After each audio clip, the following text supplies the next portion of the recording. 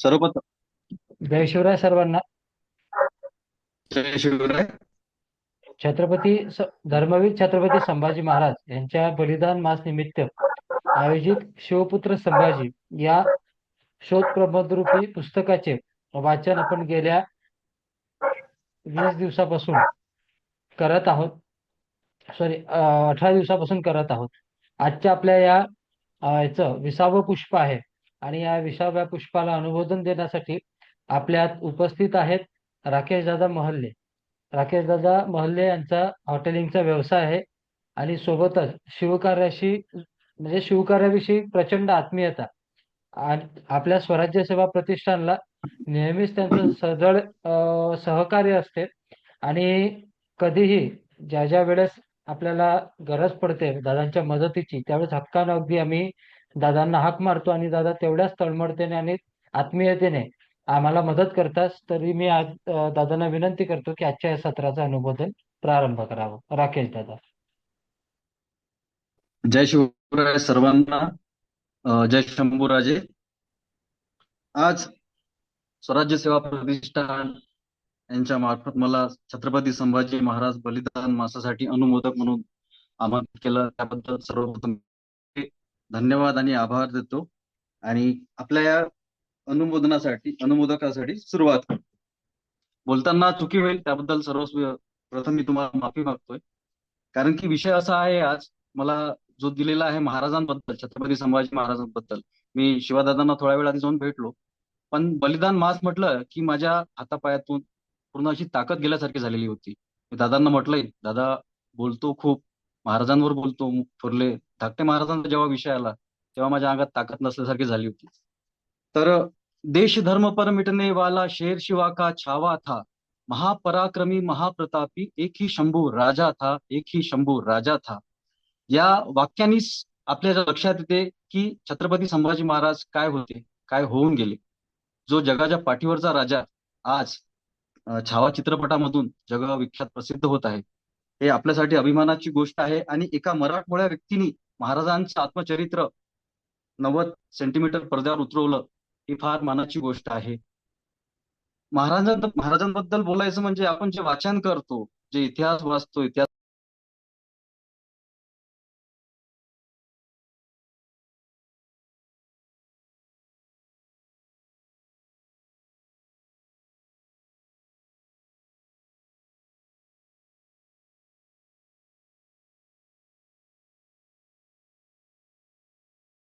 आवाज आवाज येतोय. हो, आता येतोय दादा. आवाज येतोय. माफ करा, कारण की मी चिखलदऱ्याला असल्यामुळे नेटवर्कचा फार मोठा इश्यू असतो. तरी पण मी घराच्या बाहेर येऊन बोलतोय. तर महाराजांचा विषय सांगायचं तात्पर्य असं आहे की प्रत्येकाला महाराज माहित आहे, प्रत्येकाला महाराज कळले आहेत, पण महाराजांसारखं वागणूक, महाराजांची जी शिकवण आहे ती कोणी आत्मसात करत नाही. महाराजांचा जन्म हा 14 मे 1657 पुरंदर किल्ल्यावर झाला, हे सर्वांना माहित आहे. आणि आपण बलिदान मास हा आपण आता दुःखाचा जो क्षण आहे आपण या ठिकाणी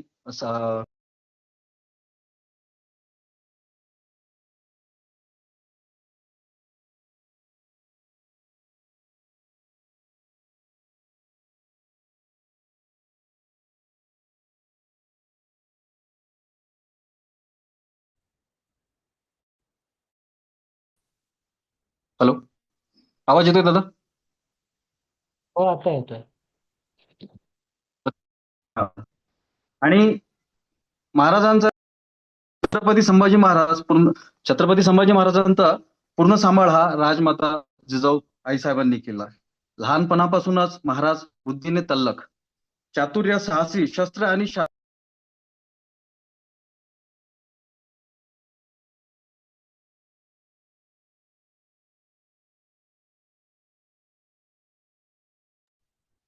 आवाज गेलाय दादा.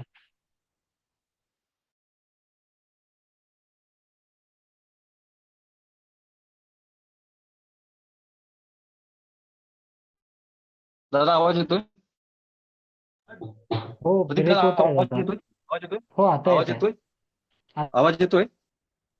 हो, आता येत आहे. येतोय ना आवाज? हो, आता येत एक आहे. एक एक एक सेकंद फक्त, मी हो, पुन्हा बाहेर येतोय. एक सेकंद फक्त. येतोय आता? हो, येत आहे, येत आहे. हा येतोय हा ना. हा दादा हा तुमचा आवाज अगदी स्पष्ट येतोय की. हा. लहानपणापासून महाराज बुद्धीने तल्लख, चातुर्य, साहसी, शस्त्र आणि शास्त्र यांचा अद्भुत नमुना म्हणजे आपले छत्रपती संभाजी महाराज. शिवाजी महाराज ज्या वेळेस मोहिमेवर राहायचे त्यावेळेस छत्रपती संभाजी महाराजांचा पूर्ण जो सांभाळ आहे राजमाता जिजाऊंनी केला. छत्रपती संभाजी महाराज खेळत असताना किंवा मासाहेबांकडनं रामायण महाभारत शास्त्राचा अभ्यास करत असताना नेहमी मासाहेबांना विचारायचे की मासाहेब, जर आम्हाला छत्रपती शिवाजी महाराज व्हायचं असेल तर आम्हाला काय करावं लागेल. एक खोडकरपणा किंवा त्यांच्या मनात एक जिज्ञासा जी राहायची.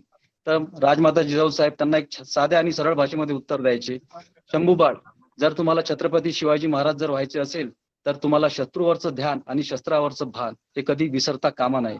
म्हणजे तुम्ही जर या गोष्टी काटेकोरपणे जर पाडल्या तरच तुम्ही छत्रपती शिवाजी महाराज होऊ शकता, छत्रपती शिवाजी महाराज घडू शकता. असं ज्ञान राजमाता जिजाऊंनी ज्ञान हे छत्रपती शंभू महाराजांना दिलंय. अशा प्रकारची शिकवण त्यांना लहानपणापासून मिळत आलेली आहे. असे आपले महाराज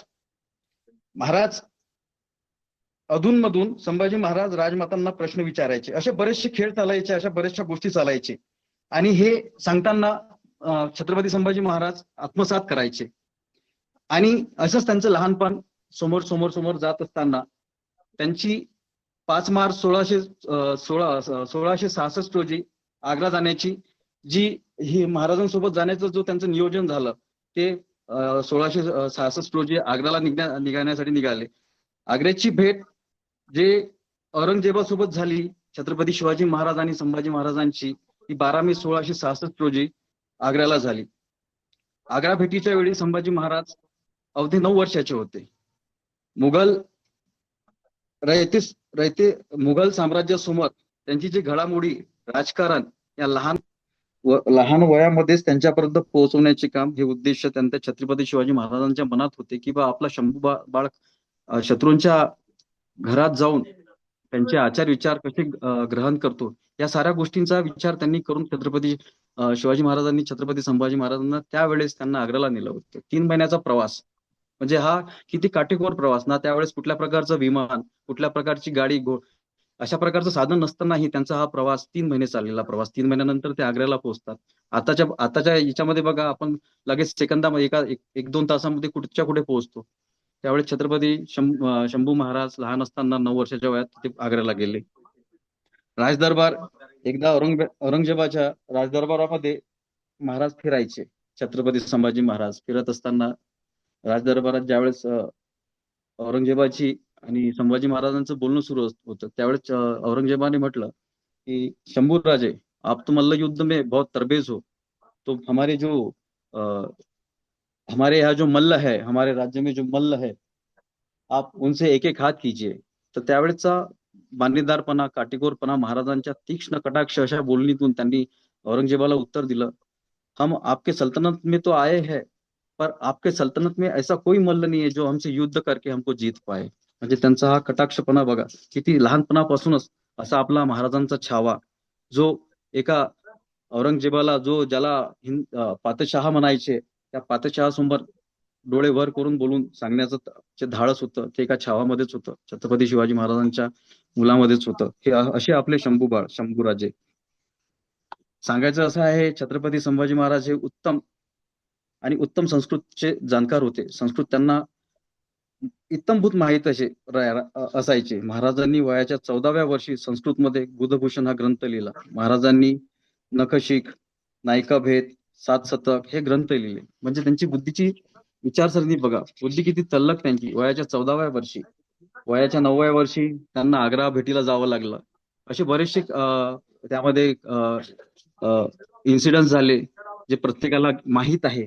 छत्रपती संभाजी महाराज कुठल्या परिस्थितीतून समोर गेले, कुठल्या परिस्थितीतून समोर आले, अशा साऱ्या गोष्टीचा जो अभ्यास आहे या महाराजांच्या बलिदान मासानिमित्त आपल्या समोर चालू आहे.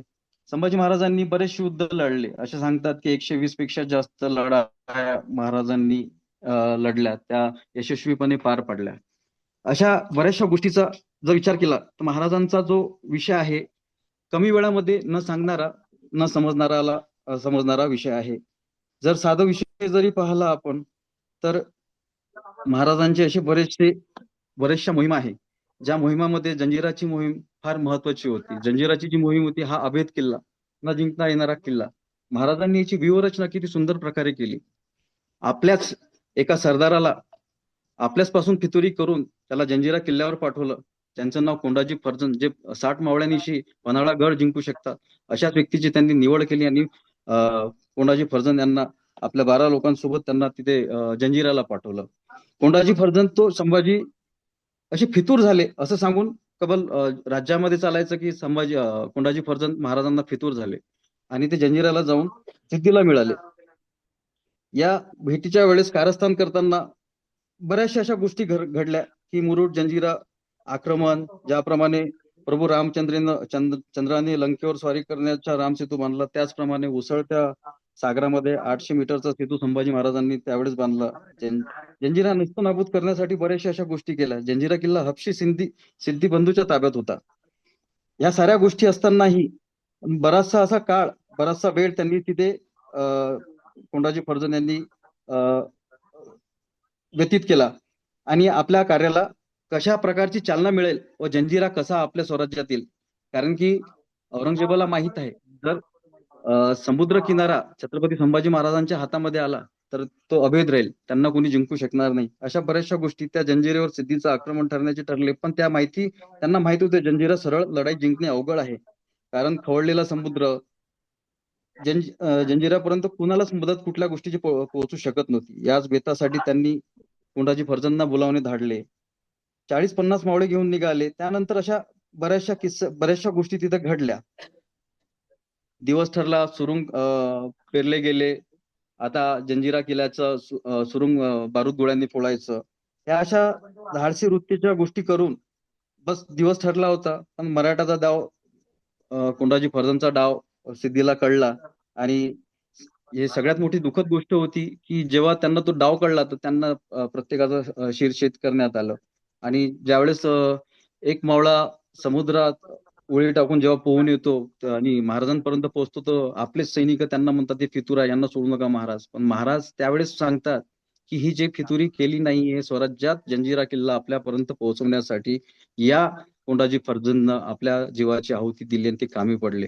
असे महाराजांचे मावळे, जे खंदे मावळे राहायचे, या बऱ्याचशा गोष्टी महाराजांसोबत लहानपणापासून, जसं छत्रपती शिवाजी महाराज राजे होऊन गेले पण त्यांचं आयुष्याचा काळ हा दुःखातच जास्त गेला, त्याच प्रकारचा जो काळ होता छत्रपती संभाजी महाराजांचा, हा पण काळ राजे असताना सुद्धा दुःखातच गेला. लहान असतानाच त्यांची आई त्यांना सोडून गेली. त्यानंतर ज्यावेळेस छत्रपती संभाजी महाराजांचा जन्म झाला होता, त्या जन्माच्या वेळेस जे राजपंडित आले होते, त्या राजपंडितांनी त्यावेळेस छत्रपती शिवाजी महाराज आणि माँसाहेब जिजाऊ समोर त्यांची भविष्यवाणी केली होती की राजे, जोपर्यंत या धर्तीवर सूर्य चंद्र राहील तोपर्यंत छत्रपती संभाजी महाराजांची ख्याती राहील. ते एक उत्कृष्ट प्रकारचे योद्धे राहतील, लढवय्ये राहतील, सगळ्यांना घेऊन चालतील, कवी मनाचे राहतील, पण त्यांना आपतिकापासूनच दगा मिळेल हे जेव्हा त्यांना छत्रपती शिवाजी महाराजांना आणि राजमाता जिजाऊंना राजपंडितांनी जेव्हा सांगितले होते, तेव्हाच त्यांच्या डोळ्यात अश्रू आले होते. आणि तेव्हापासूनच महाराजांना जी भविष्यवाणी राजपंडितांनी केली होती तीच खरी पुढे ठरली. असा जो भाग आहे, एकंदरीत सगळ्यांना माहित आहे, हे वाचन केल्यानेच आपल्याला कळतंय. जेवढं आपण वाचन करू तेवढं आपण त्या गोष्टीच्या समोर येतो. छत्रपती संभाजी महाराजांबद्दल आम्हाला लहानपणी प्रत्येकाला तेच आहे की खूप असा चुकीचा एक मेसेज पोहोचवायचे. आणि मला अजूनही आठवते, सांगायचं तात्पर्य असं आहे की या गोष्टी आता जर तुम्हाला सांगितलं तर लक्षात राहते. आम्ही लहान असताना आम्हाला सांगायचे की छत्रपती संभाजी महाराज हे वैश्यागमन करायचे, दारू प्यायचे. आमच्या मनामध्ये तीच गोष्ट रुजून ठेवल्या गेली होती, कारण की तो एक काळ वेगळा होता, आजपासून 25-30 वर्ष आधीचा काळ. म्हणजे त्यावेळेस याचा अभाव असा होता की वाचन नसल्यामुळे, इतिहास प्रत्येकाला माहित नसल्यामुळे हा गोष्टीचा अभाव पडला होता. बघा, त्यावेळेसचा काळ आणि आता छत्रपती संभाजी महाराज काय व्यक्ती होऊन गेले, काय राजे होऊन गेले, ते आता आम्हाला कळतंय, कारण की हे वाचनाचं. मी छावा पुस्तक वाचलेलं आहे, प्रत्येकाने वाचलंच असेल. जे लेखक आहे, काय सुंदर प्रकारची रचना केलेली आहे. वाचनाचा संदर्भ असा ठेवायला हवा, कारण की वाचन करणे फार चांगले आहे, कारण की आपला एक चांगल्या प्रकारचा मित्र आणि शत्रू हे वाचनानंच आपल्याला कळतंय. मला पण वाचनाचा छंद नव्हता, पण एक वाचक म्हणून तुम्हाला सांगतोय की महाराजांची ख्याती ही अजरामर आहे. त्यांच्यासोबत झालेले बरेचशा अशा गोष्टी आपण कितीही जरी बोलल्या त्या कमीच पडतात. छावा पिक्चर हा फक्त 3 तासापुरता बनवलेला आहे. पण महाराजांचं चॅप्टर जर चेंज केलं तर असे कितीतरी पार्ट ते आपण छावा पिक्चरचे बनवू शकतात. पोर्तुगाल सोबत केलेली लढाई असो किंवा दक्षिण विजय असो, अशा बऱ्याचशा ज्या गोष्टी आहेत, ज्या घटना आहे महाराजांच्या लोकांपर्यंत पोहोचवले आणि पोहोचवणे गरजेचं आहे, जे आता काम सुरू झालेलं आहे. आणि खंत एवढीच वाटते आहे की महाराजांची जी अ, चुकीची अ, चुकीचा जो मेसेज होता लोकांनी दिलेला होता, तो आता दूर होत चाललेला आहे. मीडिया प्रगत झालेला आहे आणि आतापर्यंत लोकांपर्यंत आपण शक्यतोवर पोहोचू शकतो. अशा बऱ्याचशा गोष्टी असतात. म्हणून मला स- बोलायचं खूप वाटतंय, पण आता थोडी माझ्या मनात जी भीती होती की महाराजांबद्दल आपण कसं बोलणार, काय बोलणार, ती माझी भीती पूर्ण निघून गेलेली आहे. आणि आता फार बरं वाटून राहिलं आहे की तुमच्याशी बोलताना मला चांगलं वाटतंय की आता चला एक काहीतरी मी महाराजांबद्दल दोन किंवा जे काही शब्द बोललो आहे, तुटक तुटक जरी बोललो असेल, पण त्या गोष्टीचा मला आता आनंद वाटतोय आणि अभिमान वाटून राहिलेला आहे. अशा बऱ्याचशा मोहिमा आहे महाराजांच्या, ज्या त्यांनी पार केलेल्या आहे. आणि हा बलिदान मास महाराजांचा 11 मार्च रोजी दिन झालेला आहे. आपण तो साजरा करू शकत नाही, पण त्याचं दुःख हे आपल्या हृदयातून कधी न जाणार आहे. जर महाराज अजून काही काळ जगले असते तर आपल्या देशामध्ये या मुघलशाही ही नाहीशी झालेली असती. अशा बऱ्याचशा गोष्टी आहेत. महाराजांचा संभाजी महाराजांनी 9 वर्षात 145 पेक्षा जास्त लढाया केल्या. 16 म्हणजे अशा बऱ्याचशा संभाजी महाराजांनी एकही लढाई हरल्याची नोंद नाही आहे. अशा बऱ्याचशा गोष्टी आहे. आणि इतिहास इतिहासामध्ये साक्ष ही आहे की मुघलांना सळो की पळो करणारे ते एकमेव मराठेच होते. मराठेच राहिले. कारण की परिस्थिती जेवढी बिकट राहते मराठा तेवढाच तिकट राहतो. मित्रांनो, मला स्वराज्य सेवा प्रतिष्ठान यांचे खरंच आभार मानावं लागते. मानतोय मी, कारण की शिवादादा, प्रतीकदादा, तट्टे सर, राजपूत सर यांच्या मार्गदर्शनाखालीच मी घडलो आहे. कारण सांगतोय तुम्हाला, कारण की मला गड किल्ल्यांची फार आवड. पण नेमकं असं मला कोणी मिळत नव्हतं किंवा गड किल्ले आपल्या मेळघाटामध्ये जिथे आम्ही राहतो चिखलदरा या ठिकाणी गाविलगड हा किल्ला माहित होता, पण किल्ल्याची एवढी इत्तमपत माहित नव्हती. मी धन्यवाद देतो शिवादादांना की गाविलगड हा किल्ला आतमधून बघण्याचा आणि पूर्ण इतिहास ऐकण्याचा जो मान मिळतो. शिवादादा जेव्हाही येतात तेव्हा मी किल्ल्यांबद्दल किंवा महाराजांबद्दलच आमची चर्चा चालत राहते. छत्रपती शिवाजी महाराज, छत्रपती संभाजी महाराज, मराठ्यांचा इतिहास मी शिवादादांकडनं शिकण्याचा फार प्रयत्न करत असतो. इतिहासामध्ये रुची माझी लहानपणापासून आहे, पण मार्गदर्शक नसल्यामुळे त्या गोष्टी दूर झाल्या होत्या. दादांच्या जवळीकतेमुळे या गोष्टी माझ्यापर्यंत पोहोचल्या. त्यानंतर नरनाळ्याचा इतिहास असो, गाविलगडचा इतिहास असो, आमनेरचा इतिहास असो, दादा इत्थंभूत गोष्टी मी दादांना आवर्जून विचारतो, शिवादादा आवर्जून सांगतात. आणि त्याबद्दल खरंच मी स्वराज्य सेवा प्रतिष्ठान यांचे मनपूर्वक आभार मानतो. आणि आपला हा कार्यक्रम असाच सुरळीत चालू राहो. बलिदान मासच नव्हे तर छत्रपती संभाजी महाराजांची 14 मेला एक जयंती आहे. ती पण जयंती आपण चांगल्या मोठ्या थाटामाटात उत्साहात साजरी करू, असं सर्वांच्या मध्ये आपण करू शकतोय. कारण की आज अनुमोदक म्हणून मी या ठिकाणी बोलतोय, पण काही गोष्टी लक्षात येतात, काही गोष्टी लक्षात येत नाही. सांगायचं तात्पर्य की जनमानस के भूप रहोगे, चरम चमकती धूप रहोगे, प्रसन्न रहे माता जगदंबा, ओ छत्रपती ओ सहचर संभा, ओ छत्रपती ओ सहचर संभा. धन्यवाद दादा. मला या ठिकाणी तुम्ही अनुमोदक म्हणून बोलवण्याचा मान दिला, त्याबद्दल खरंच मनस मी धन्यवाद तुमचं व्यक्त करतो. जय शिवराय, जय शंभूराजे. प्रतीक दादा. धन्यवाद दादा. खूप छान अशी माहिती आपण सर्वांना दिली आहे. खरं तर छत्रपती संभाजीराजे, छत्रपती शिवाजी महाराज यांचे उपकार इतके आपल्या सर्वांवर आहेत की ते कधीच न फिटण्यासारखे आहे. हा पूर्ण जन्म सुद्धा शिवचरणी किंवा शंभूचरणी अर्पण केला तरी तो सुद्धा फार कमी आहे. इतके त्या माणसांचे उपकार आपल्या सगळ्यांवर आहे आणि त्याचीच अनुभूती गेल्या 20 दिवसापासून आपण सर्व घेत आहोत. पुढच्या सत्राच्या वाचनासाठी आपण सर्वांना जे वाचन सत्राची लिंक आहे ती आपल्या ग्रुपवर टाकण्यात येईल. सर्वांनी ती लवकरात लवकर जॉईन करू. आपण वाचन सत्राला प्रारंभ करू. जय शिवराय. जय शिवराय सर्वांना. आवाज येतोय? जय शिवराय दादा, येतोय आवाज?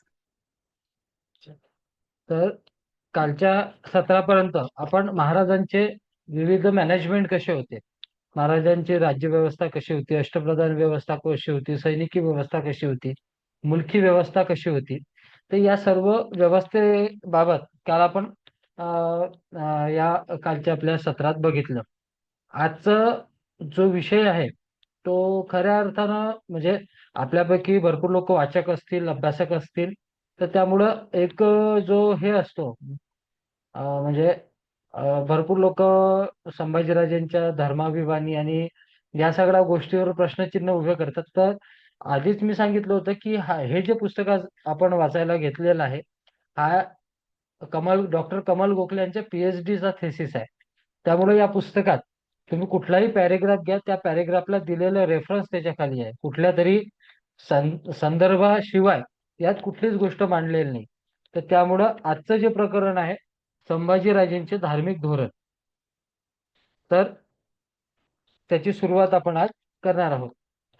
छत्रपती शिवाजी महाराजांनी च्या स्वराज्य स्थापनेच्या वेळी मराठा सरदारांची आत्मनिष्ठ आणि स्वराज्य विवादगत वृत्ती समर्थांच्या ध्यानात आल्यामुळे ते लिहितात, मराठा तेतुका मेळवावा, महाराष्ट्र धर्म वाढवावा, ये विषयी न करता तकवा, पूर्वज हंसती, म- मरण हाक तो चुकेना, देह वाचविता वाचेना, विवेकी होऊनी समजाना, काय करावे, देवद्रोही तितुके कुत्ते, मारून घालावे परते, देवदास पावती फत्ते, यदर्थी संदेह नाही, देव मस्तकी धरावा, अवघा हल्ल कल्लोळ करावा, मुलुख बुडवावा की बडवावा, धर्म स्थापनेसाठी. महाराजांनी स्वराज्य स्थापनेच्या कार्यात जे जे आडवे आले, ज्यांनी ज्यांनी अडथळे आणले, त्यांचा निपात करून स्वराज्याची स्थापना केली. त्यानंतर रामदास स्वामी म्हणतात, बुडाला औरंग्या पापी, ब्लेंच सहार झाला, मोडली मांडली छत्रे, आनंद नंदन भुवनी, बुडाले भेदवाही ते, नष्ट चांडाळ पाटकी, ताड ताडिले पाडिले देवे, आनंदवन भुवनी, गाडिले पळाले मेले, झाले देशोधडी पुढे, निर्मळ झाली पृथ्वी, आनंदवन भुवनी, उदंड झाले पाणी, स्नान संध्या कराया.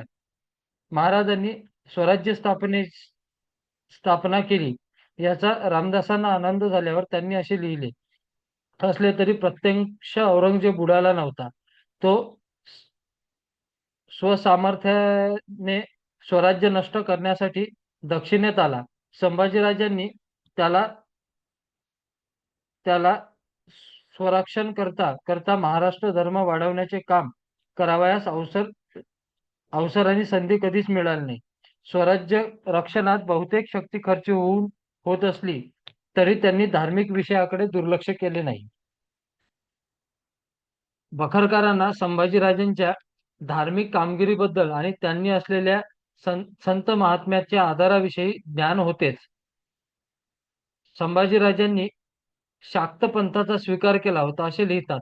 मल्हाररामरावजी चिटणीस लिहितो, कवी कलुषा कबजी म्हणून कनोज ब्राह्मण बहुत विद्वान, मंत्रशास्त्र विद्या आगम त्यास बहुत गम्य असे. तर या सर्व याच्यावरून संभाजीराजे यांचा बुद्धिभ्रम कवी कलशांनी केला असं मल्हाररामरावजी चिटणीस बखरीत लिहितात. पण आपल्या मागे खूप वेळा पाहिलाय की चिटणीस बखरीत असे कितीतरी चुकीचे उदाहरण आणि संभाजीराजेंना बदनाम करण्यासाठी जे प्रयत्न झाले त्याचं जास्तीत जास्त जे श्रेय जातं ते चिटणीस बखरीलाच जातं. त्यामुळं या बखरीत किती सत्यता मानायची हे आपण सर्वांना स्वतः ठरवायचे आहे. शाक्त पंथाचे उपासक पश्चिम बंगालमध्ये आढळतात. महाराष्ट्रातील उपासकांनी बंगालमधील किंवा बनारस येथे स्थानिक झालेल्या बंगाल्यांकडून शाक्त पंथाची किंवा तंत्रविद्येचा अभ्यास केला. बंगालमध्ये शाक्त पंथाच्या संप्रदायाने बरीच प्रगती केलेली आहे. चैतन्यांचा वैष्णव धर्माचा प्रसार होईपर्यंत बंगालमध्ये तंत्रविद्येची उपासना व अभ्यास उच्च वर्गातील ब्राह्मण करीत असत. तंत्रविद्येच्या अभ्यासातून तेथे उच्च तत्वज्ञान आणि संस्कृत साहित्य निर्माण झाले. या विषयासक्तीने संतोष पावणे हा तंत्रविद्येचा मुख्य हेतू नसतो. शरीरावर आणि मनावर ताबा मिळवणे हे तंत्रविद्येचे किंवा शाक्त पंथाचे ध्येय असते. मन आणि शरीर यावर एकदा ताबा मिळाला की अदृश्य जगातील भूतांना आपले गुलाम करता येते. त्यात प्रावीण्य मिळवले की विषयासक्त मनावर उपासकाला ताबा मिळवता येतो, रोग बरे करता येते, मुलं होत नसतील तर तीही होतात, निर्वाण मुक्ती किंवा मोक्ष मिळवणे हेच या विद्येचे अंतिम ध्येय आहे. शिवाजी महाराजांच्या काळात बंगालमधील शाक्त पंथ महाराष्ट्रात रूढ झाला. चित्पावन ब्राह्मण शिवयोगी तंत्रविद्येचा अभ्यास करण्यासाठी सिद्ध योग्यांची कीर्ती ऐकून बंगालमध्ये गेला. तेथे तपश्चर्या केल्यावर त्याला तांत्रिक पुरोहित म्हणून दीक्षा मिळाली. कोकणात परतल्यावर त्याने शृंगारपुराला मठ स्थापन केला. त्याची कीर्ती बरीच पसरली होती. शृंगारपूर हे तांत्रिक उपासनेचे मुख्य केंद्र बनले. निश्चलपुरी या तांत्रिक पुरोहिताने वैदिक ब्राह्मणांनी केलेला राज्याभिषेक अमान्य करून शिवाजी महाराजांना दुसरा राज्याभिषेक करावयास भाग पाडले. गणेश अनंत जांभेकर आणि केशव उपाध्याय हे तांत्रिक पुरोहित शृंगारपूरला राहत असत. आणि पुराणात या शाक्त पंथाचे शिवयोग्याचे विस्तृत वर्णन केलेले आहे. शिवयोगी वाममार्ग पाळीत असल्यामुळे देवरुखे, कऱ्हाडे, सरस्वत आणि चित्तपावन ब्राह्मण इत्यादी त्यांची निंदा करीत असत. शिवयोगी केशव आणि गणेश भट यांनी संभाजी राजाला तुळोजीची किंवा देवीची उपासना तुळजेची किंवा देवीची उपासना करण्यासाठी सांगितले. संभाजी यांनी शिवयोग्याला मान आणि दान देत असत. अरुपुराणातील शिवयोगाचे विस्तृत वर्णन येथे देण्याची आवश्यकता नाही. या काव्यावरून संभाजी राजांना शाक्त पंथाचे उपासक झालेले आहेत असे दिसते. 23/3/78 मध्ये गणेश भट आणि केशव भट यांनी संभाजीराजाला शृंगारपूर येथे कलशाभिषेक केला. हा कलशाभिषेक तांत्रिक सिद्धी प्राप्त होण्याकरता करतात. संभाजीराजे आपणास कलशाभिषेक करून स्वयंपूर्ण झाल्याचे विधिपूर्वक जाहीर केले असे वासी बेंद्रे म्हणतात, परंतु त्यात काही अर्थ दिसत नाही. हे जॉन वॅड्रूप यांच्या पुस्तकातील यापूर्वी दिलेल्या माहितीवरून सहज ध्यानात येईल.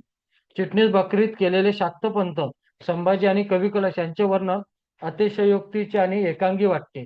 शाक्त पंथातील हिडीस प्रकार शृंगारपूरला चालू असे असते तर शिवाजी महाराजांनी आपल्या गैरहजेरीत संभाजीराजांना शृंगारपुरात ठेवलेच नसते. महाराजांच्या राज्याभिषेकापूर्वी शिवयोग शृंगारपूरला येऊन राहिलेला होता आणि तेव्हापासूनच वैदिक ब्राह्मण आणि शाक्त ब्राह्मण यांच्यात तंटा सुरू झालेला होता. शिवयोगाच्या सांगण्यावरून संभाजीराजाने पुत्रप्राप्तीसाठी पुत्र कामेष्टी यज्ञ करून बराच धर्म केला होता. असाच पुत्र कामेष्टी यज्ञ राजा दशरथाने पुत्रप्राप्तीसाठी केला होता. या यज्ञाची आणि शाक्ती पंथाचा काहीही एक संबंध नसतो. केशव पंडितराव हे पद मिळाल्याचे अनुपुराणात म्हटले असले तरी 1681 ते 86 पर्यंत मोरेश्वर पंडितराव म्हणून अनेक पत्र आढळतात. लहानपणापासूनच संभाजीराजांना पुराणांची आवड होती. केशव भटाकडून संभाजीराजांनी प्रयोग रामायण ऐकल्याबद्दल त्याला इनामही दिले होते. केशव भटाने संभाजीराजांना राजनीती शिकवली होती. त्यांच्या विद्वत्तेमुळेही अनुपुराणात त्याला पंडितराव म्हटले असणे शक्य आहे.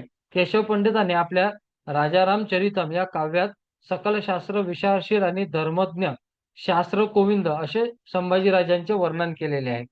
राज्यपद मिळवण्यात अडचणी असल्यामुळे संभाजीराजांनी नवस केला होता. प्रत्यक्ष राज्यपद मिळाल्यावर त्यांनी तो नवस फेडला. त्या प्रसंगी केलेले दानपत्र म पोतदार यांचे संग्रही असून हा मौलिक ठेवा संस्कृत मध्ये आहे. छत्रपती संभाजी महाराज या दानपत्रावर शके 1680 24 ऑगस्ट अशी तारीख दिलेली आहे.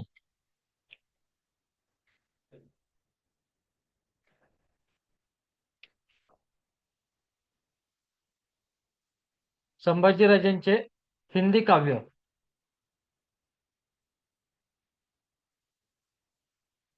राजांचे केवळ पराक्रमी, शूर, राजनीतिज्ञ, कर्तृत्व संपन्न, कर्तव्य संपन्न व्यक्तिमत्व असे नाही तर अनेक रसिक कवीही होते. त्यांच्या जीवनाबद्दल जसे अनेक गैरसमज दुर्दैवाने प्रचलित आहे तसेच त्यांच्या काव्यही दुर्लक्षित आहे. यांच्या उपलब्ध स्फुट काव्यावरून ते विलासी होते असा अपसमजही रूढ झालेला दिसतो. संभाजीराजांचे काव्य शृंगार रसप्रधान आहेत, परंतु तो शृंगार एका पराक्रमी आणि कर्तृत्ववान व्यक्तीला सबल विलास होता हे विसरून चालणार नाही. त्यांनी जे साहित्य लिहिताना स्वतः नृपशंभू, शंभूराज शंभूकवी, शंभराज, शंभू, श शंभोजू असे विविध नाव धारण केलेली आहेत. नायिकाभेद. काही इतिहासकारांनी या काव्याचा नाममात्र उल्लेख केलेला आहे. हे संपूर्ण काव्य उपलब्ध नसले तरी त्यांचे अनेक छंद स्वतंत्र स्वरूपात उपलब्ध आहे. या काव्याची रचना 17व्या शतकातील हिंदी भाषेमधील रतिकालीन प्रवृत्तीशी जुळणारी आहे. त्यात विविध नायिकांचे अनेक भेद स्पष्ट केले आहेत. त्याची उदाहरणे कवीने अत्यंत सरस आणि प्रौढ व्रज भाषेत लिहिलेली आहे. या काव्याची रचना 1681 ते 1686 या काळात झालेली असावी. नृपशंभू काव्यातील 2 उदाहरणे येथे देण्यासाठी आहेत. सासू कहियो दधी बेचन को, सुखदाई कहा ते धरो हांकरी, मोही मिले नृपशंभू गुपाल, तमालक तरे वह गैल जो सैंकरी, मन तन ताकी बड़ी आखियान ते, कांकरी ले फिरी मन धाकरी, कांकरी ओडी गई ते परी पई, कजरे कहा धोई गई गडी कांकरी. याचा अर्थ असा, सासूच्या सांगण्यावर दही विकण्याच्या निमित्ताने निघालेली गोपी कृष्णाचे हाक ऐकून सुखावत आहे. तामल वृक्षाच्या जवळून गेलेली एका अरुंद वाटेवर गोपाळ कृष्णाशी माझं मिलन झालं. त्याने माझं लोभस शरीर न्याहाळत हातात एक छोटी ठिकरी घेऊन ती माझ्याकडे फेकली. मी हाताने ती कशीबशी अडवली, परंतु माझ्या हृदयात ती केव्हा रुतून बसली हे मला कळलंच नाही. नखशिखांत. संभाजीराजे हिंदी भाषेतील दुसरा प्रसिद्ध ग्रंथ आहे. या काव्यातून एकूण 139 पदे असून ते मुख्यतः कवित्ता आणि सबैया या हिंदी भाषेतील मांत्रिक छंदात लिहिलेली आहे. अधूनमधून दोहा आणि छैपैया या हिंदी भाषेतील प्रसिद्ध छंदांचाही कवीने उपयोग केलेला आहे. या काव्यात काव्यलेखनात कळत नसला तरी त्याची प्रत करणारे ती विक्रम संवत 1800 मध्येच केलेली आहे. या काव्याच्या रीतिकाल प्रवृत्तीनुसार नायिकांच्या नखशिकांचे अवयवांचे वर्णन अत्यंत रसभरीत अलंकारयुक्त काव्यमय भाषेत केलेले आहे. या काव्यावरून कवीची मार्मिक दृष्टी आणि नवी परंपरा साधण्याचे प्रयत्न दिसून येतो. या काव्याच्या प्रारंभी श्री गणेशाचे स्तवन केल्याचे आढळते. हिंदी भाषेमध्ये प्रारंभी सहसा गणेश वंदन आढळत नाही. महाराष्ट्रीयन परंपरेचा हा प्रभाव दिसतो. या स्तवनात गणेशाच्या सुंदर आणि मनोहर रूपाचे वर्णन केले आहे.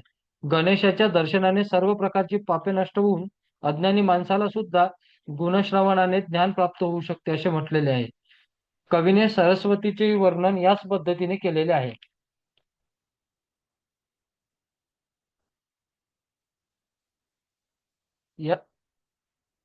या सर्व रचनामुळे संभाजीराजांची रसिक वृत्ती, कलात्मकता आणि काव्य प्रतिभा सहज आकर्षित करते. 7 शतक ग्रंथ, बुधभूषणम, नायिकाभेद, नखशिखा आणि इत्यादी काव्याप्रमाणे या काव्यावरही नृपशंभू किंवा संभाजीराजांची छाप दिसते. संभाजीराजांच्या पूर्वी दिलेल्या काव्यापेक्षा या काव्याचा विषय वेगळा आहे. यात एकूण 100 पदे आहेत.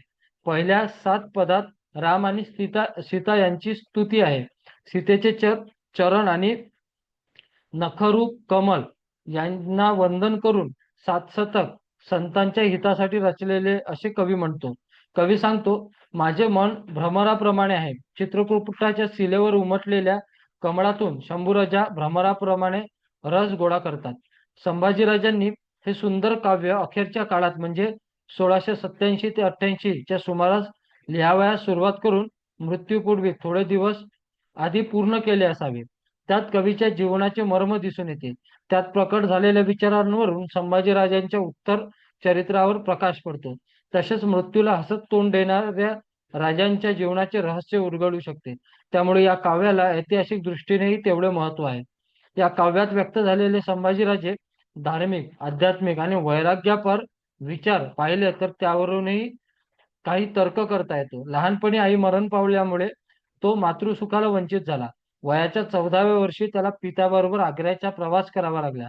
या दीर्घ प्रवासात सोसावे लागलेले कष्ट, जवळचे नातेवाईक सोडून परप्रांतीय माणसाच्या जवळ बालवयात कसे ते राहिले असेल, वास्तव आजीची आणि पित्याचा मृत्यू, राजपद हस्तगत करण्यासाठी करावा लागलेला संघर्ष राज्यावर आल्यानंतर सलग 8 वर्ष सिद्धी, पोर्तुगीज, मुघल यांच्याशी प्राणप्रणाने झगडत असलेली झालेली घालमेल, अंतर्गत फंदफितुरी अशा पाठोपाठ असलेल्या अनेक आपत्तीमुळे लौकिक ऐश्वर्याला उबलेल्या मनाला शांती लाभावी म्हणून संभाजीराजे अध्यात्माकडे वळले असण्याचा संभव इथे दिसतो. तसेच कठीण परिस्थितीला तोंड देत असतानाही संभाजीराजांचे रसिक मन वेळ सापडेल तेव्हा काव्य रचनाकडे वळताना दिसतात.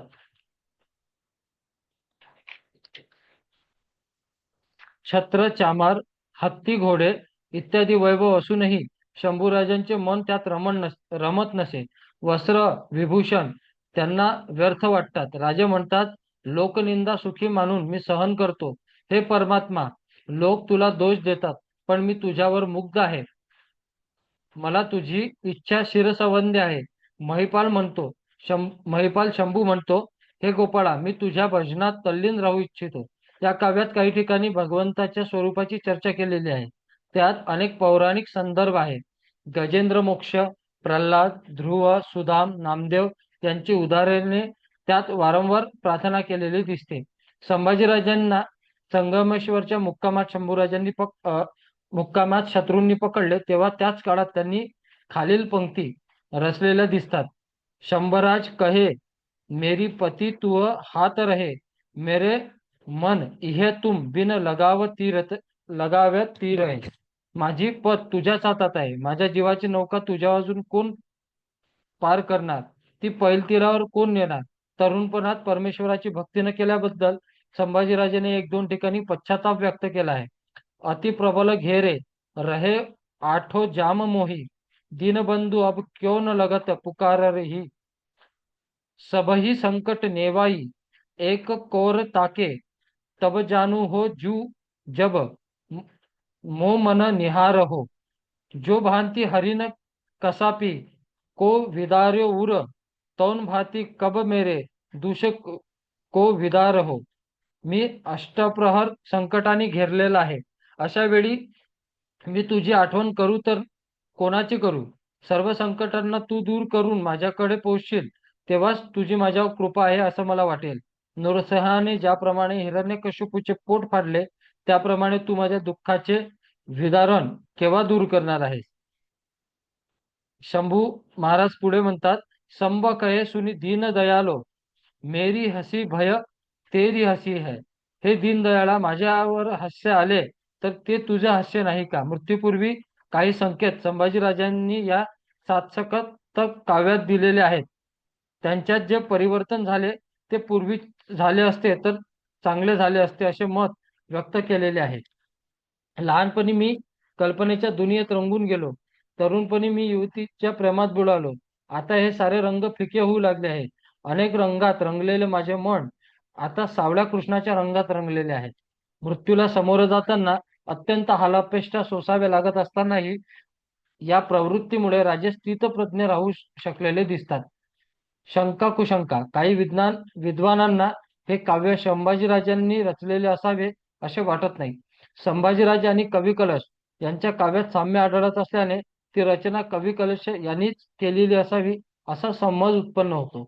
दोघांच्या भाषेत साम्य असले तरी कवी कलश नृपशंभूच्या नावावर लिहित होता हे मत तर्कसंगत वाटत नाही.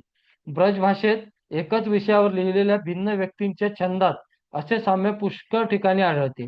संभाजीराजांच्या काव्य रचनात करता येत नव्हती असा निष्कळ केवळ अशा भाषा साम्यावरून काढणे योग्य वाटत नाही. कवी कलशाने संभाजीराजांना हिंदी काव्याची ओळख करून दिली, ते शिकवलेही. त्यामुळे गुरु शिष्यांच्या काव्यावर प्रभाव पडणे स्वाभाविकच आहे. लहानपणापासून मुघल दरबाराशी संबंध असल्याने हिंदी भाषेचाही संपर्क येणे साहजिक वाटते. राज्यपदावर येण्यापूर्वी संभाजीराजांनी हिंदी रचना केल्या असाव्या. संभाजीराजांच्या या 3ही काव्यांचे अध्ययन केले असता प्रस्तुत अंगाची काव्याची आवड स्पष्ट होते. तसेच त्यांचे हिंदी भाषेवरील प्रभुत्वही स्वच्छ दिसते. पहिली 2 काव्ये शृंगारिक असून तिसरे काव्य मात्र अध्यात्माकडे वळलेले आहे. पश्चात पद्य कवींचे आत्मनिवेदन आहे. या काव्यात संभाजीराजांनी हिंदी साहित्याला महत्त्व प्राप्त झालेले आहे. रीतिकालीन श्रेष्ठ कवी अनेक होऊन गेले, त्यात नृपशंभूची गणना करून त्याला यथायोग्य स्थान देणे आवश्यक आहे, असे हिंदी साहित्यिकांचे मत आहे. बुधभूषण संभाजीराजेंचा हा संस्कृत ग्रंथ केव्हा रचला असावा हे निश्चित सांगणे कठीण आहे. कदाचित ते शृंगारपूरला 1678 मध्ये रचलेला असावा, किंवा शिवाजी महाराजांच्या पश्चात संभाजीराजांनी हा ग्रंथ त्यांच्या आश्रयास असलेल्या विद्वान व संस्कृत पंडिताकडून तयार करून घेतला असावा. संभाजी महाराजांची संस्कृत काव्यादी ग्रंथांशी चांगला परिचय असल्याने त्यांनी आश्रयात असलेल्या पंडितांच्या मदतीने हा ग्रंथ रचलावा असे अनुमान करण्यास हरकत दिसत नाही. पूर्वीच्या काळी तशी पद्धतही रूढ होती. बुधभूषण या ग्रंथाचे 3 भाग करण्यात आलेले आहेत. पहिल्या भागात 194 सुभाषिते दिलेली आहेत. सुरुवातीच्या 17 श्लोकात ग्रंथकर्त्यांनी आपल्या पूर्वजांची तृतीय इतिहास दिलेला आहे. त्यात शिवाजी महाराजांविषयी लिहिलेले श्लोक फार महत्वाचे असून स्वराज्य स्थापनेच्या महाराजांच्या ध्येयाचे वर्णन मार्मिक आणि लक्षात ठेवण्याजोगते आहे. पुढील 11 श्लोकात भवानीचे, 15 श्लोकात निरनिराळ्या देवतांचे श्रवण केलेले आहे. त्याच्यानंतर 18 श्लोकात प्रसिद्ध संस्कृतातील ग्रंथातील आशीर्वाद रूपी वचन आहे. शेवटच्या भागातील 130 श्लोकात अन्योक्ती दिलेली असून शेवटचे 3 श्लोक अंतलिखितीचे म्हणजे कोडी आहेत. दुसऱ्या भागात 632 श्लोक असून मत्स्य पुराण, विष्णू धर्मोत्तर पुराण आणि कामंदकीय नीतिसार या ग्रंथाची वचने आहेत. राजा आणि त्याचे गुण, राजाचे मदतनीस, मुख्य प्रधान, राजपुत्रे, त्यांचे शिक्षण, त्यांची कर्तव्ये, राजाचे सल्लागार, राजांचे इतर घटक, कोश, दुर्ग आणि त्यांची सजवणूक, बलव्यवस्था, सैन्य व्यवस्था, राज्याची कर्तव्ये, हेर, राजाचे नोकर, राजसभा व तिचे सभासद, दूत, राजाची कर्तव्ये, राजाची व्यसने, परमुलकावर स्वारी अशी राज्यकारभार विषयक माहिती दुसऱ्या भागात आहे. तिसऱ्या भागात संकीर्ण माहितीचा संग्रह दिला असून मिश्र नीती प्रकरण असे त्याचे नाव आहे. या ग्रंथात राजाची सर्व कर्तव्ये दिलेली आढळतात. संभाजी महाराज राज्य करू लागल्यावर त्यांनी गागाभट्टाकडून समय नयन हा ग्रंथ लिहून घेतला. गागाभट्टांनी तो संभाजीराजांच्या सांगण्यावरून शके 1602 मध्ये 1680 ते 81 या काळात लिहिला. समयनयन या ग्रंथाची एक प्रत इटलीतील फ्लॉरेन्स येथील हस्तलिखित संग्रहात आहे. हा नीतिपर ग्रंथ संभाजीराजांकरिता केला आहे असे संस्कृत ग्रंथ सूचिकार अल्फ्रेड यांनी सूचीच्या दुसऱ्या भागाच्या 139व्या पृष्ठावर म्हटले आहे.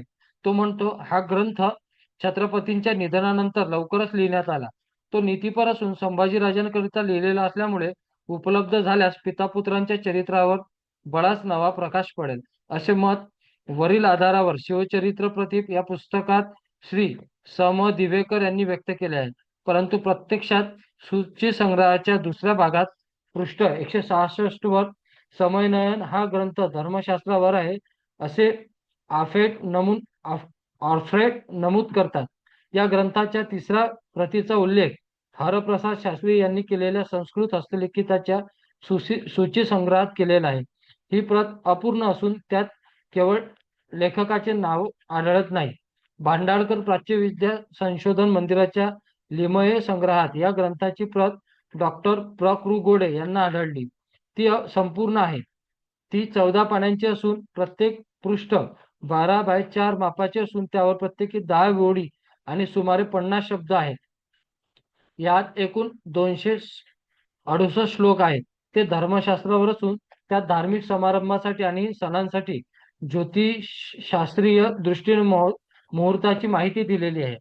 संभाजीराजांसाठी धर्मकल्पकता हा धर्मशास्त्रावरील ग्रंथ केशव पंडिताने 1682 साली लिहिला. यातील दंडनीती प्रकरणाची प्रत तंजावरच्या ग्रंथसंग्रहालयात दंडनीती प्रकरण नीतिमंजरी ऑफ शंभूराज या नावाने आहे. श्यामजी नाईक पुंडे याने ही प्रत 1682 साली केली. पुढे कर्नाटकाचा तो सुभेदार होता. याचा प्रारंभ व शेवट असा आहे. प्रसन्न वदन असलेल्या रामाचे स्मरण करून धर्मकल्पनेच्या सिद्धीसाठी केशव नीतिमंजरी करीत आहे. 2 पृथ्वीवरील इंद्र ज्याची कीर्ती पसरलेली आहे, धर्ममूर्ती लोक ज्याला प्रिय आहेत, असा राजा विजयी असो, ज्याचे दानाने सर्व सुखी होतात. मनुस्मृत्यादी शास्त्रे आणि मितरक्षादी निबंध याचा चांगला विचार करून ज्याच्यातून सार घेऊन केशवांकडून हा ग्रंथ दंडनीची मध्ये रचला जातो. महाराज क्षत्रिय कुलांकार सिंहासनाधिपती छत्रपती श्री शंभूराज यांनी करविलेल्या बुधभूषणम ग्रंथामधील पुरोहित दामोदर भट्टपुत्र श्री केशव पंडित याने केलेल्या धर्मकल्पकता ग्रंथांतर्गत नीतिमंजरीमधील दंडकनीती प्रकरण समाप्त झाले. या संस्कृत ग्रंथाशिवाय काही मराठी साहित्य संभाजीराजांच्या कारकिर्दीत लिहिले गेले. एक सुप्रसिद्ध वेदश्री श्रीधर स्वामी नाझरेकर यांचा जन्म 1678 मध्ये झाला. त्यांचे वडील ब्रह्मानंद यांनी आत्मप्रकाश म्हणून विविध वेदांतर ग्रंथ शके 1603 म्हणजे सन 1681 साली लिहिला. या 14 प्रकरणे असून श्रीधर स्वामीने 32 ओव्यांचा उपसंहार केलेला आहे. एकनाथ स्वामींचा मुलगा शिवराम याने गीता चंद्रिका नावाचा ग्रंथ 1605 मार्गशुद्ध 7 गुरुवार म्हणजे 15/11/1683 रोजी लिहून समाप्त केला. ही पोथी अत्यंत जीर्ण व लिवलिवित आहे. पानांची लांबी 11x6 असून अक्षर शिवकालीन आहे. या टीकेत 18 अध्याय असून ग्रंथकाराने ज्ञानेश्वरीतील शब्द व वाक्य उतरविली आहे. एकनाथी परंपरेतील ज्ञानेश्वरी असा अर्थ या ग्रंथाच्या टीकेवरून स्पष्ट होतो. शिवकालीन प्रसिद्ध कर्तृत्ववान मुत्सद्दी रघुनाथ पंत हनुमंते यांचा मुलगा त्र्यंबक माने याने अशौच निर्णय नामक संस्कृत पोथी लिहिली. यात मुख्यत्वाने शौचादी निर्णय स्पष्ट केलेला आहे. या पोथीची 9 पाने असून प्रत्येक पृष्ठावर 8 किंवा 9 ओळी आहे. साधू संतांना सहाय्य. शिवाजी महाराजांच्या प्रमाणे देवदेवता सत्पुरुष आणि यांच्या आशीर्वादावर आणि कृपेवर संभाजी महाराजांचा नितांत विश्वास होता. वडिलांच्या मृत्यूनंतर वारसा हक्कासाठी त्यांना जे लढावं लागत होतं, त्या दुःखद मनस्थितीत त्यांनी संत महंतांचा आशीर्वाद हवा होता. त्यामुळे पन्हाळगडावरून रायगडावर जाताना ते मौजे कोरोटी येथे सदावर्ती मल्हार गोसावी यांना भेटले. ते प्रामाणिक ईश्वर भक्त आहेत असे संभाषण केल्यावर राजांच्या ध्यानात आले. दिनांक 19/10/80 रोजी ज्या बाबा याकूत अवलिया फकीर याची शिवाजी महाराजांनी स्थापन केलेली होती, त्यांचे यांनी केळशी येथे दर्शन घेतले व ते रायगडला परतले. शिवाजी महाराजांनी अनेक देवस्थाने, मठ, सत्पुरुष यांना वार्षिक नेमणुका करून दिल्या होत्या. संभाजीराजांनी रायगडाला जातात स्वतःच्या अधिकारात नवीन सनदा तयार करून दिल्या. अशा सनदा प्रत्येक शासक करीत असे, परंतु संभाजीराजांच्या धार्मिक प्रवृत्तीबद्दल विपर्यस्त माहिती रूढ असल्याने येथे सविस्तरपणे ही माहिती देण्यात आलेली आहे. दिनांक 19/8/80 रोजी राजांनी पुण्याचे विनायक उमाजी या देशाधिकाऱ्याला लिहून संत तुकारामांचा मुलगा महादोबा यास वर्षासन दिले. पटगावी मौनी गोसावी हे ईश्वर पुरुष होते. त्यांना वाजंत्री व पालखी होती, पण पालखीला भुई नव्हते. संभाजीराजांनी कुडाल प्रांतातील देशाधिकारी गणेश याला गोसाव्याला आणि त्याच्या शिष्य ऋतुंगिरी याला 125 होऊन देण्यास सांगितले. त्यातील वाजंत्रीसाठी 25 आणि भोयांसाठी 100 होऊन होते. ते काम सुरू करतील तेव्हापासून त्यांना वार्षिक वतन मिळत होते. पुणे परगण्यातील तर्फ निरथडी येथे कन्हेरी मठात वासुदेव गोसावीचे वास्तव्य होते, ज्यांना जिराईत जमीन 9 कासे रुके देण्यात आली होती. कराडचे वे नरसिंहभट, शेषभट, मज्जुमणी, मसूर तालुक्यातील कदगावचे अनंत भट, महादेव भट यांना प्रतिवर्षी जोंधळे व तांदूळ देण्यात आले होते. महाबळेश्वरचे वेदमूर्ती राम भट, त्यांचे वडील गोपाळ भट यांनी शिवाजी महाराजांना मंत्रोपदेश देऊन त्यांप्रती अनुष्ठान केले होते. त्यांना पूर्वीप्रमाणे वर्षासन देऊन संभाजीराजांनी रोख रक्कम आणि जिन्नसही दिले. कराडला राहणारे शिवभट, निळकंठ भट, अग्निहोत्री पावसचे वेदमूर्ती हरिभट पटवर्धन, केशव भट पंडित, निंब येथील सदानंद मठाचे अनंतगिरी गोसावी या सर्वांना वर्षासन सदना दिल्या होत्या. कराडला राहणारे रुद्रभट, नीलकंठ भट अग्निहोत्री आणि खानापूरचे श्रीनिवास अप्पा जोशी कराकर यांना जमिनी दिल्या होत्या आणि रक्कमाही देण्यात आलेल्या होत्या. शिवाजी महाराजांनी महादेव भट, विष्णू भट शेंडे हे पुराणवेत्ते आहेत असे जाणून त्यांना गणपती पुतळ्यास देवासमोर नेहमी पुराणात सांगावयाची वृत्ती आणि घर बांधावयास व शाकभाजी करावयास वतन जमिनी दिली होती. संभाजीराजांनी ती त्याच पद्धतीने पुढेही चालू ठेवली. याचप्रमाणे संभाजीराजांनी चिंचवड, मोरगाव, सज्जनगड, चाफळ इत्यादी देवस्थानांची व्यवस्था नीट चालावी म्हणून पूर्वीच्या वृत्ती व इनामे चालू ठेवली. संभाजीराजांच्या राज्याची मुलकी आणि न्यायालयीन विषयाप्रमाणे धार्मिक कारभाराकडे जातीने लक्ष दिलेले दिसते. ज्या देणग्या दिल्या जात होत्या त्यांची अंमलबजावणी व उपयोग नीट होतो किंवा नाही याच्याकडे त्यांचे बारकाईने लक्ष असे. मोरगाव येथील मोरेश्वर गोसावी यांना शिवाजी महाराजांनी मौजे लोणी, पणदरे, कासट, सेवगल इनाम दिले होते. ते संभाजीराजांनी चालू ठेवले. ही सनद चालू ठेवण्यासाठी पुण्याचा सुभेदार नागोजी बल्लाळ यांनी सुपे इंदापूर येथील हवालदार कारकून यांना पत्र लिहिलेले होते. कुटुंबासोबत मोरेश्वर गोसावी राहत असत. त्यांना लष्करातील सुभेदार, जुमेदार व कारकून यांचा उपलब्ध होऊ नये अशी संभाजीराजांची इच्छा होती. त्यांना ती आज्ञा करण्यात आली. राजश्री श्री देव चिचवडकर यांना निजामशाह, मलिकंबर, आदिलशाह, शहाजीराजे आणि शिवाजीराजे यांच्या वेळेपासून बागा आणि इनाम चालत होता. श्री देव स्वामी पिढी दर पिढी राहून अन्नछत्र, गरीब, गोरगरीब व फकीर जो कोणी येस त्यात अन्न व उदक देत यासाठी गाव इनाम करून दिला होता. संभाजीराजांनी हे चालवणे अगत्य वाटल्यावरून त्यांनी दिनांक 22/1/83 रोजी पुणे येथील देशाधिकाऱ्यात पूर्वीप्रमाणे इनाम चालू ठेवावे असे लिहिलेले आहे. आजच्या या 20व्या प्रकरणाचे पुष्पाचे वाचन आपण इथेच पूर्ण करत आहोत. उद्या 21व्या पुष्पासाठी आपण सर्व दिलेल्या वेळात उपस्थित व्हावे. तोपर्यंत सर्वांना जय शिवराय.